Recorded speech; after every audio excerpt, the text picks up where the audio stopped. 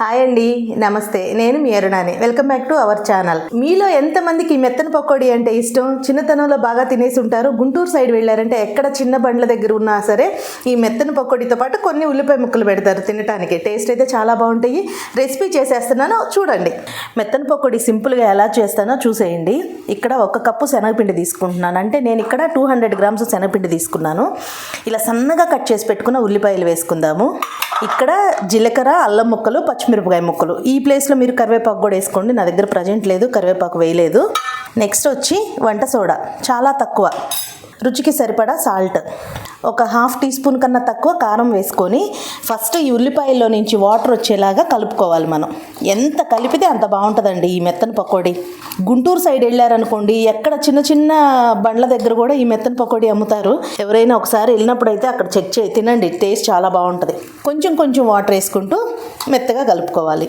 మరీ అంత జారుగా అక్కర్లేదు, అట్లనే మరీ అంత గట్టిగా అక్కర్లేదు.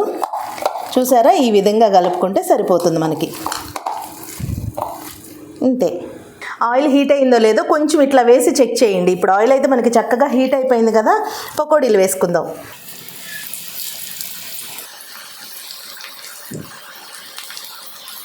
మనకి మంచి గోల్డెన్ కలర్ వచ్చేలాగా ఫ్రై చేసుకుందాం. ఇంతేనండి, సింపుల్గా మెత్తటి పకోడీ.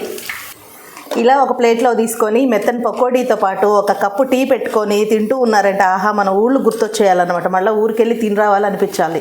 ఉల్లిపాయలు కట్ చేసి పెట్టుంటే కరెక్ట్గా మనం పకోడీ వేసుకోవటం 10 నిమిషాల పని.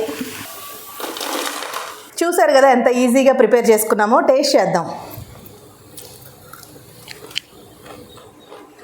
అల్లం ముక్కలు తగులుతూ అక్కడక్కడ పచ్చిమిరకాయ ముక్కలు, ఉల్లిపాయలతో టేస్ట్ అయితే చాలా బాగుంది. మీరు కూడా ట్రై చేయండి. మీకు ఎలా అనిపించిందో మీ ఫీడ్బ్యాక్ నా కామెంట్ సెక్షన్లో కామెంట్ చేయండి.